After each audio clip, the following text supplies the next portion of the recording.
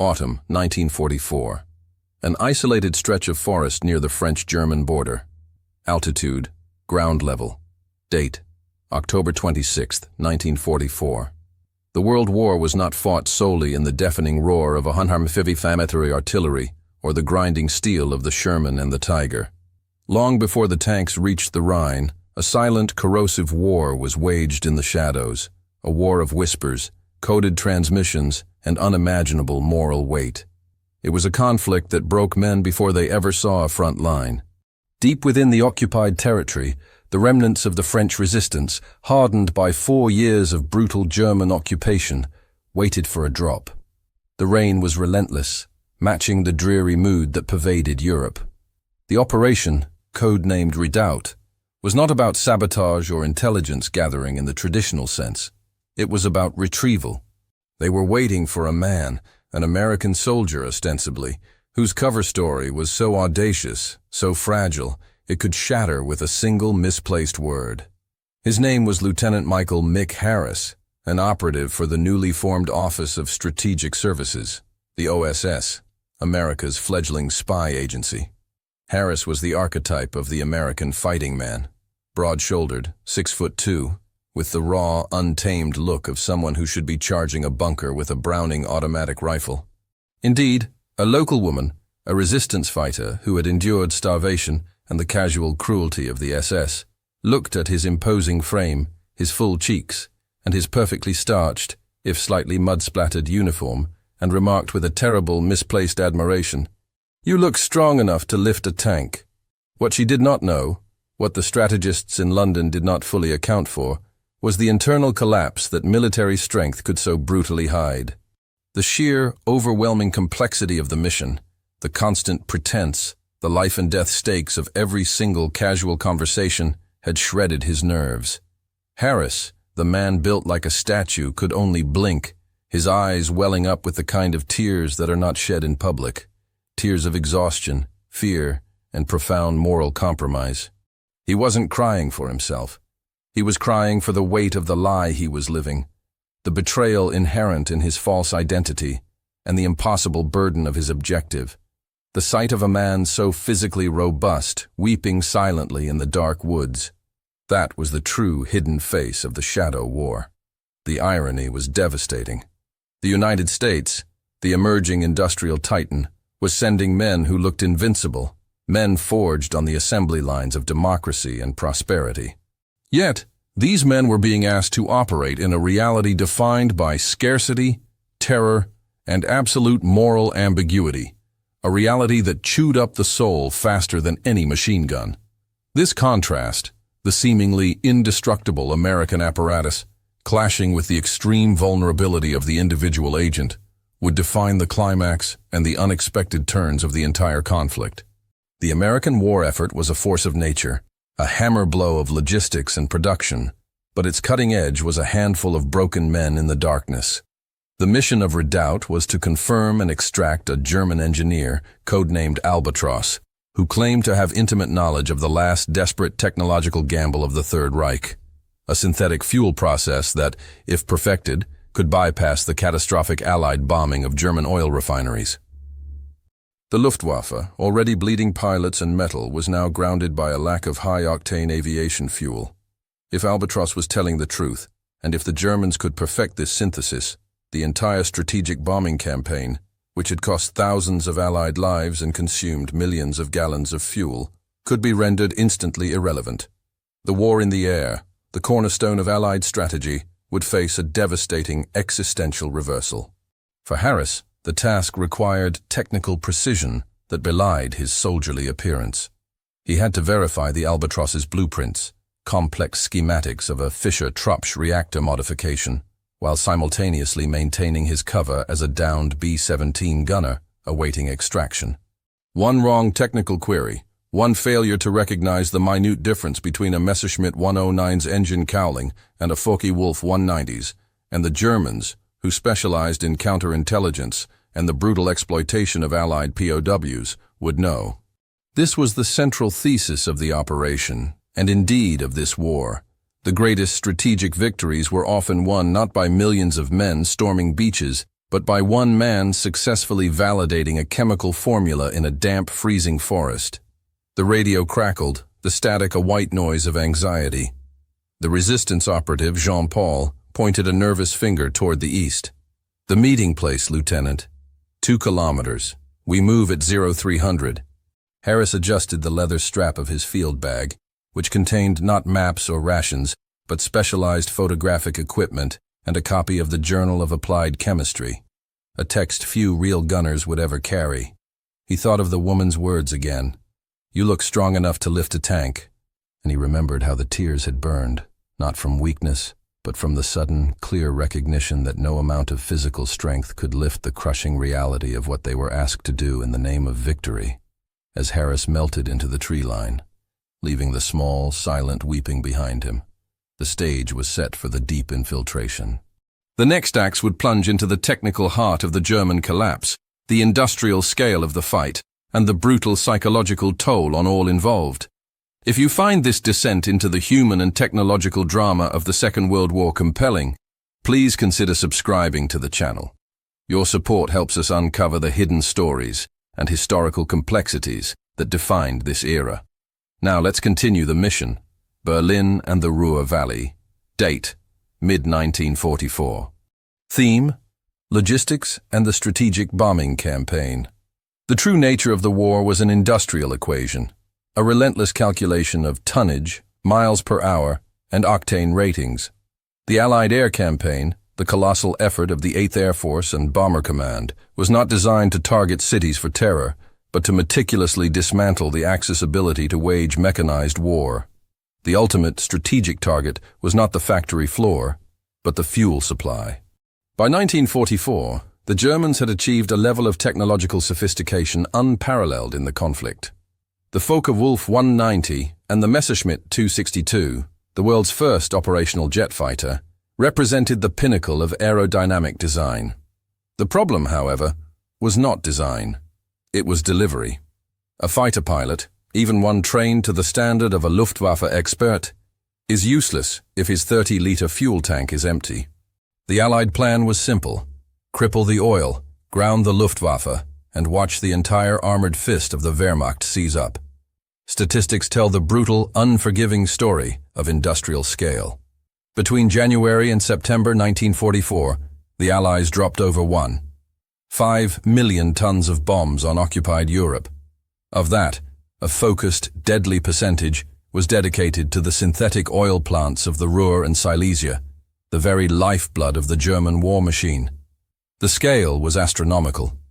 A single B-17 Flying Fortress raid could drop 4,000 pounds of ordnance. Multiply that by the 1,000-plane raids now routine in the skies over Germany. The resulting strategic outcome was predictable. German crude oil production dropped from 1.6 million tons in early 1944 to barely 200,000 tons by September. This collapse triggered a logistical crisis of staggering proportions. Listen to the words of Albert Speer, Hitler's Minister of Armaments, reflecting on the campaign. "The bombing of the oil facilities was the most catastrophic blow we ever received. We could no longer train our pilots and our tanks stood still. The irony, the deep strategic twist, lies in the German response. They were pioneers in synthetic fuel technology, primarily using the Fischer-Tropsch process to convert coal, which Germany had in abundance, into synthetic gasoline." The 1944 crisis, however, forced a desperate, accelerated effort to radically improve this process. They sought a breakthrough that could double the yield per ton of coal, a technological Hail Mary pass. This is where Albatross, the German engineer Michael Harris was risking his life to reach, enters the narrative. Albatross was not a soldier or a spy, but a chemist from the Luna plant, a specialist in catalytic reactions. His breakthrough, he claimed, involved a specialized iron-based catalyst and an adjustment of the gasification pressure, potentially pushing the efficiency of the synthetic kerosene and gasoline beyond anything the Allies believed possible. The German High Command's belief in the power of a Wunderwaffe, a wonder weapon, was a dangerous psychological force. They poured resources into this desperate scientific endeavor, often at the expense of common-sense defenses. Harris's mission was to confirm the veracity of these blueprints. which lay at the intersection of desperation and genius. Could a broken, starving nation, pushed to the wall, find a way to technologically leapfrog the industrial might of the United States? The OSS had to know precisely what they were dealing with. If Albatross was a double agent, or if his findings were flawed, thousands more Allied pilots would risk their lives hitting plants already abandoned. The entire strategic focus of the war could pivot on Harris's analysis of a few pages of organic chemistry. Meanwhile, on the Eastern Front, the effects were already manifesting. Panther tanks, the pride of the Wehrmacht, were now being towed by oxen due to fuel shortages. Pilots were limited to 10 minutes of training flight time per week, resulting in green flyers being thrown against seasoned Allied aces like Major General Frank Everest or Group Captain James Johnson. The German ace, Hauptmann Erich Hartmann, the highest-scoring pilot in history, complained bitterly in his diary, "We have the skill, we have the machines, but we have no fuel to fly them and no new men to replace the ones who crash because they have no training." The collapse was an industrial one, felt by men on both sides. Harris was racing against the clock. If the Allied forces advanced too quickly, Albatross and his knowledge might be captured by the Soviets. If the synthetic fuel breakthrough succeeded, the war could be prolonged by months, perhaps years, costing countless lives. The life of every tank crewman, every infantry soldier, hinged on the success of a mission undertaken by a weeping man in the dark, verifying a complex chemical formula. The scale of the war was immense, but the resolution was tiny, a whisper in the night. The French safe house. Date: October 27th, 1944. Theme: cover, tradecraft, and psychological warfare. In the world of clandestine operations, the most dangerous moment is not the drop behind enemy lines, but the quiet period of waiting. It is the time when the cover story, the intricate architecture of deception, is tested not by Gestapo interrogation, but by the casual, penetrating curiosity of allies and enemies alike. For Michael Harris, the safe house in the small French town of Belfort became a crucible of psychological pressure. His cover was complex. A tail gunner, part of a 9-man B-17 crew. This necessitated a detailed, three-dimensional identity. He had to know the names of his fictional pilot, co-pilot, and navigator, their hometowns, and their habits. More crucially, he had to understand the mechanics of the Boeing B-17G. He had to speak the language of the airman, the shudder of the Pratt & Whitney R-1830 engine when feathered, the terrifying sight of the Schrage music cannons fired from a night fighter below, the altitude where the oxygen mask became a non-negotiable accessory. The resistance fighters, suspicious by nature and survival instinct, tested him subtly. One evening, a young man named André, who had spent the war listening to BBC broadcasts and hiding down to airmen, tossed him a spent, .50 caliber shell casing. "Yours, n'est-ce pas?" Harris's heart hammered. He had to instantly recognize the difference between the brass alloy of a 12 7mm round and a common rifle round, and speak of its impact with the authenticity of a man whose life depended on it. "The best friend a tail gunner ever had," Harris replied, his voice rough. 800 rounds a minute. If you can hear the German cannon before you feel the impact, you're already lucky. The technical precision of his answer satisfied André. This level of detail, this reliance on factual knowledge as a shield, was the trademark of the OSS. They understood that the strongest deception is not a total invention, but a layering of specific, verifiable truths around a core strategic lie. Harris's real mission required an entirely different set of technical knowledge. He carried not only the fake dog tags of a gunner, but also a microdot camera, a technical marvel that reduced an entire blueprint to the size of a period on a typed page. His objective was to photograph Albatross's documents and transmit a technical assessment back to the OSS station in London, using a specialized low-power S-phone radio, a device so temperamental it often felt like it was designed to cause despair. The sheer difficulty of the rendezvous added to the suspense. The German engineer, Albatross, whose real name was Dr. Klaus Richter, was not a defector in the traditional sense. He was a man consumed by the moral horror of the regime's final desperate actions, particularly the use of slave labor from the concentration camps to keep his synthetic fuel plants running.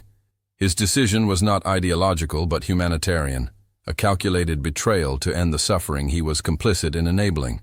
The communication plan was a masterpiece of mystery.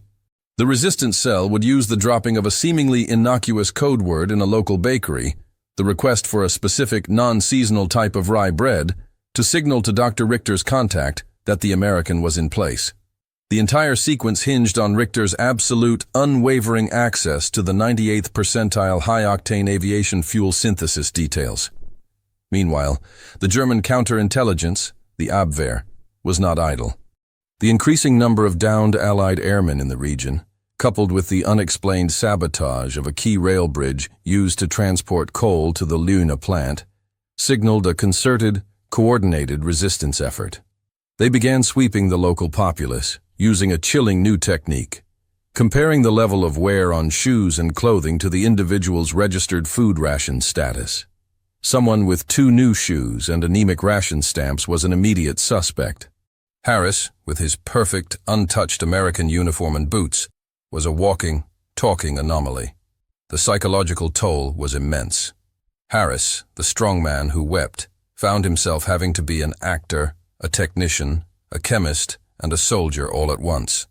The constant fear of the knock on the door, the knowledge that his failure would not just mean his own death, but the exposure and execution of the entire resistance cell, was a physical weight. The moment of truth approached. At 23 hours, the resistance leader handed Harris a small, stained piece of paper with a handwritten address and a single instruction. Go alone. Do not speak unless spoken to. If he asks about the catalyst, tell him the iron-cobalt ratio is optimized at 3:1. That technical password, the ratio of the catalytic agent, was the final definitive test. Only the true albatross would understand its significance. Harris pocketed the note, checked the microdot camera, and stepped out into the pre-dawn mist, leaving the relative safety of the house for the deadly, unknown street. A German engineer's office. Date, October 28, 1944.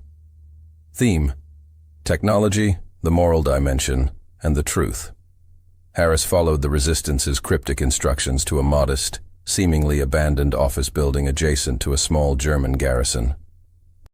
The absurdity of the situation was staggering. An OSS operative, impersonating an airman, deep in enemy territory, meeting a German scientist to discuss the catalytic cracking of hydrocarbons. Dr. Klaus Richter, Albatross, was not the ideological mastermind one might expect. He was pale, thin, and impeccably dressed. A man of precise thought, not action. His eyes held the exhausted, haunted look of someone who had seen too much. Harris presented himself, using the pre-arranged cover. I'm the airman who lost his dog tags, Doctor. Richter cut to the chase, his voice low and mechanical. My security question is simple. Concerning the new process, what is your understanding of the optimal iron-cobalt ratio for the catalyst? Harris, without hesitation, delivered the technical key. The iron-cobalt ratio is optimized at 3:1 for the new high-temperature synthesis phase, but the critical factor is the particle size distribution, requiring a minimum of 90% below 20 nanometers. The inclusion of the particle size detail, a genuine piece of German advanced research he had memorized, was the final confirmation. Richter sagged with relief. You are real, he whispered, a depth of emotion in his voice that transcended ideology. Richter's betrayal was rooted in a catastrophe of precision. He detailed how the increasing pressure to produce high-octane fuel for the Me-262 jet fighters had led to a compromise of safety standards, and chillingly, a direct reliance on concentration camp labor. The new process is elegant, surgically precise, Richter explained, but it requires a specific, rare alloy for the reactor vessel linings, which we can only source by diverting metal from the V-2 rocket program. And we cannot achieve the volume without the forced labor of tens of thousands. He laid out the blueprints, dozens of meticulously drawn pages detailing the new ultra-tropsch process. Harris's technical training kicked in. He wasn't looking for political statements. He was looking for data. Key technical facts stood out. 1. Increased yield. The new process did in fact promise a approx 25% increase in synthetic gasoline yield compared to the old method. This meant a substantial, though not instantaneous, reprieve for the Luftwaffe. 2. Resource bottleneck. The process was critically dependent on a new type of high-pressure pump and the specialized nickel-chromium-iron alloy. This bottleneck was the Allies' best defense. 3. Vulnerability. The process had an Achilles heel, the need for an extremely pure hydrogen-carbon monoxide feedstock. Any contamination, even slight sulfur impurities, would poison the delicate catalyst, halting production for weeks. Harris quickly photographed the critical pages with the microdot camera, the gentle click lost in the ambient sounds of the nearby garrison. But the meeting took a sharp, unforeseen twist. Richter didn't want extraction. "I am a war criminal by complicity," he stated plainly. "I built the machine that fuels the terror. My job is not done." Richter then revealed the twist, the final act of his betrayal. He had engineered a deliberate, microscopic flaw into the production pipeline of the largest Ultratropsch plant, a complex of valves designed to fail catastrophically under specific operational conditions. Specifically, a rapid temperature increase, common during an Allied bombing raid. He needed Harris to transmit this information, not for an Allied bombing target, but for a tactical manipulation of a raid. The OSS was being asked to turn a German technical defect into a controlled strategic collapse. This was a moral hazard far beyond the standard spycraft. It was the engineering of industrial catastrophe, designed not by Allied ordnance, but by a conflicted German scientist. Harris realized the profound weight of his mission. He wasn't just collecting intelligence, he was becoming the executor of a German's technological suicide. The immense power of the American war machine was now dependent on the moral failure of one German engineer. OSS Headquarters, London. Date: November 1st, 1944. Theme: Strategic debate and the cost of calculated risk. A world away from the freezing French forest, the decoded microdots arrived at the OSS European headquarters in Grosvenor Square, London. The blueprints, magnified and pinned to a corkboard, became the center of a furious strategic debate involving generals, chemists, and intelligence analysts. The technical analysis confirmed Dr. Richter's claims. The Ultratropsch process was real and represented a significant near-term threat to the strategic air campaign. The key data, a potential 25% increase in aviation fuel output, was an undeniable wake-up call. However, the debate quickly shifted from what the Germans had done to what the Allies should do with Richter's counter-sabotage plan. The plan was audacious. Richter wanted the Allies to target a specific secondary boiler house near the main reactor complex during the next scheduled raid on the plant. The blast and subsequent localized fire would trigger his intentionally weakened valves and cause a chain reaction, a massive pressure failure, contaminating the entire catalyst bed. The result: months of lost production, the complete collapse of the Ultratropsch initiative, and all without risking the valuable main reactor structure for future Allied use. The calculus was brutal. To accept Richter's plan meant coordinating a 1,000-plane raid, risking hundreds of airmen based on the faith and technical precision of a single German defector. Failure to hit the tiny specific target meant a useless raid and the eventual success of the German fuel program. General Karl Spaatz, commander of U.S. strategic air forces in Europe, was vehemently opposed. "We do not base the lives of our boys on the word of a Nazi engineer. We bomb the primary target, we obliterate the plant, standard doctrine. The risk of the enemy discovering our knowledge is too high." The OSS chief, however, countered with the grim arithmetic of the air war.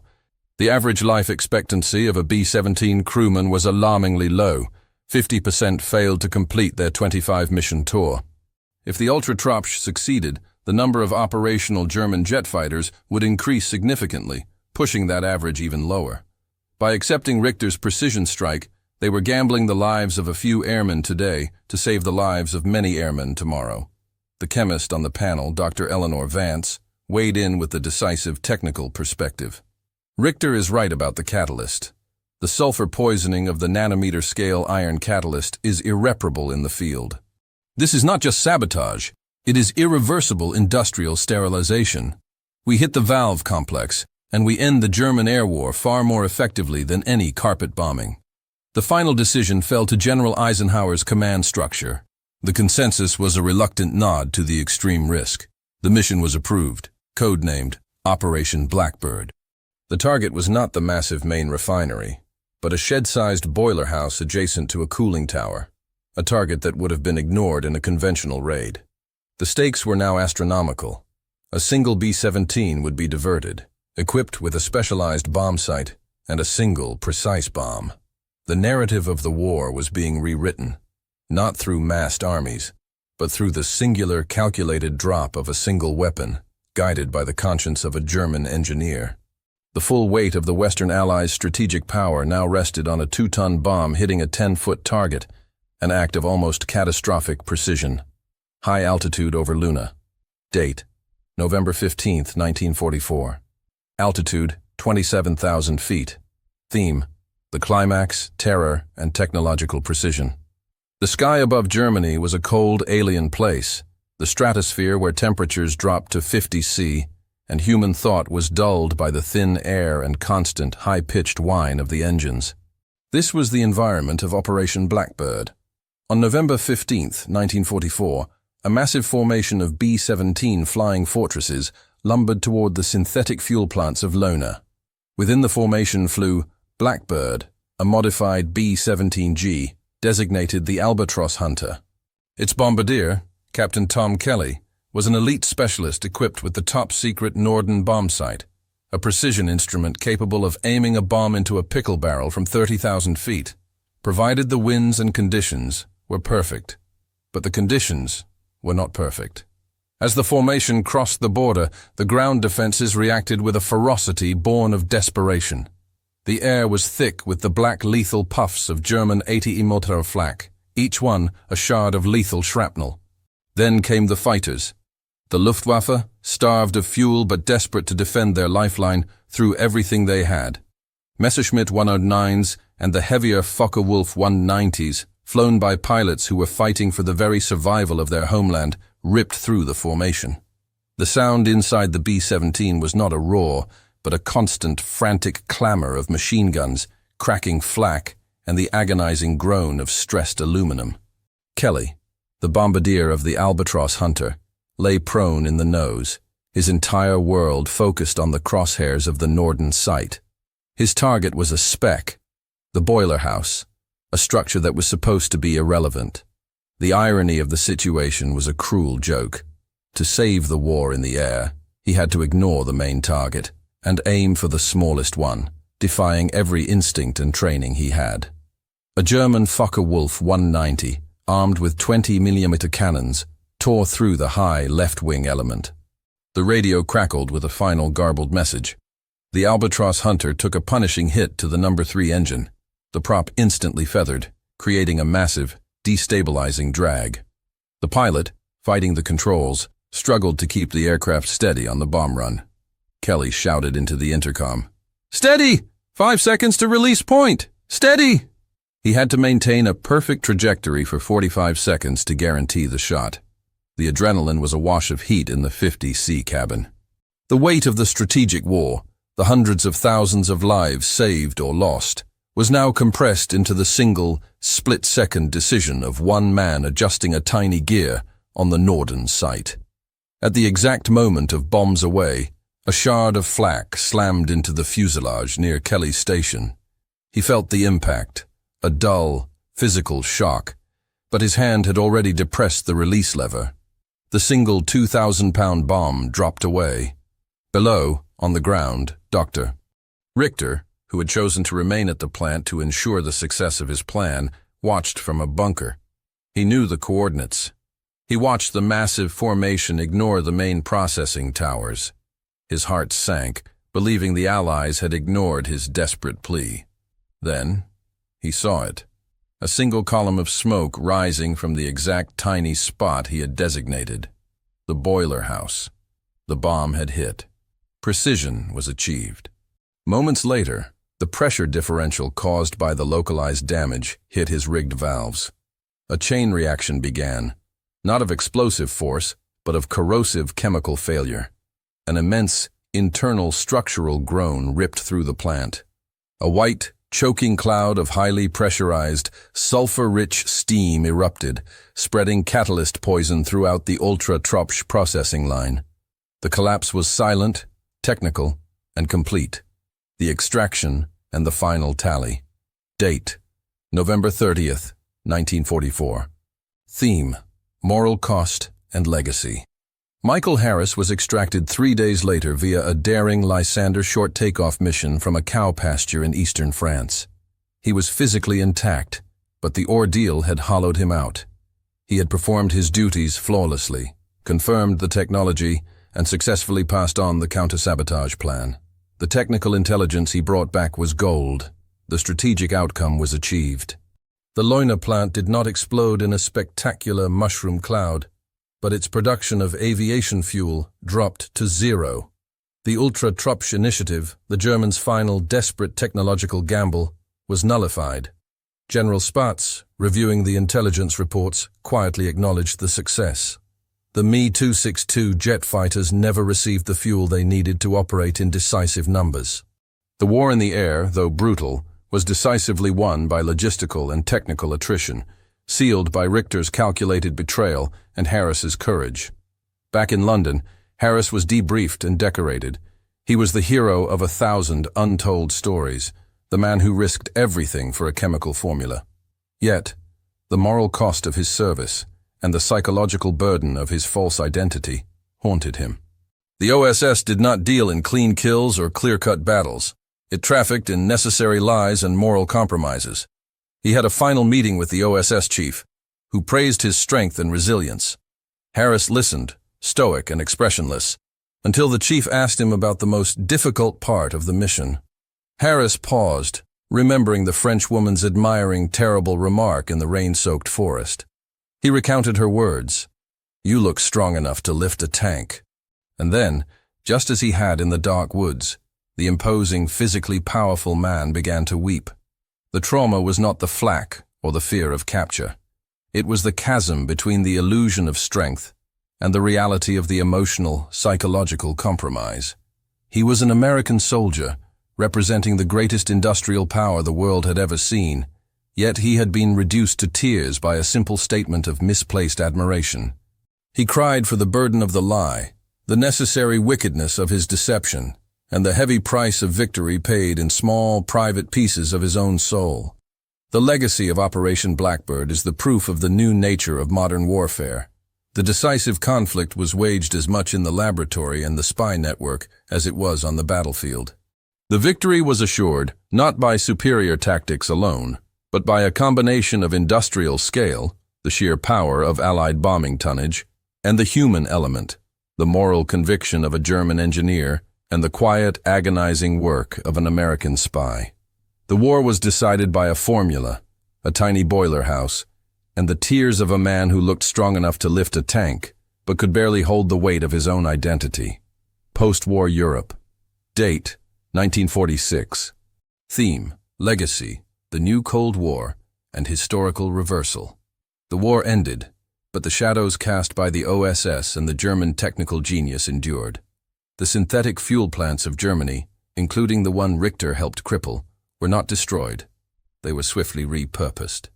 The technology that the Allies risked so much to neutralize now became a core component of post-war reconstruction.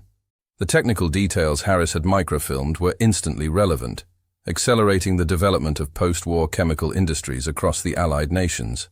The supreme irony of the Ultra-Tropsch process is its final, strategic reversal. The method designed to save the Nazi war machine from collapse was ultimately utilized by the victorious Allies to rebuild Europe, proving that technical knowledge, once released, transcends political and ideological boundaries. The engineers, scientists, and operatives involved scattered. Dr. Klaus Richter was never heard from again, having chosen to disappear into the chaos of post-war Europe, his final moral act of sabotage left unacknowledged by history. Michael Harris returned to a quiet life, his OSS service shrouded in secrecy. He was part of the first generation of American spies, men whose methods and emotional scars would quietly form the foundation of the Central Intelligence Agency, the CIA, an organization born directly from the successes and failures of the OSS Shadow War. The true legacy of the war in the air and the adventure of Operation Blackbird can be summarized in a simple set of numbers. Total Axis aircraft. Lost, over 100,000 aircraft. Percentage of losses. Attributed to fuel shortages, 1944-45. Over 50% of aircraft were grounded due to lack of fuel or untrained pilots. The price of precision. One single 2,000-pound bomb, hitting a target of less than 200 square feet, secured the strategic air victory, saving countless lives by rendering the German technological threat inert. The story serves as a profound historical lesson. The immense power of industrial might can be neutralized by a single focused point of technical vulnerability, and that vulnerability is often exploited not by a massive military strike, but by the quiet, morally compromised actions of one or two individuals. The tears shed by Lieutenant Harris in the dark forest were not a sign of failure, but the emotional cost of that victory, the price of manipulating truth and industry to achieve peace. Ultimately, the Second World War was a clash between the human spirit and the machine. The men who looked strong enough to lift tanks often carried the heaviest burdens, and their tears were the silent, agonizing measure of the impossible moral choices they had to make to ensure the survival of freedom. Their sacrifices, both physical and psychological, defined the victory and the complex, enduring legacy of the Shadow War. This journey into the hidden history of the OSS and the technological battles of World War II is just one of the countless untold stories waiting to be uncovered. If you want to continue exploring the deep strategic and human costs of this conflict, please like this video, share it, and subscribe to the channel for more high-quality historical documentaries.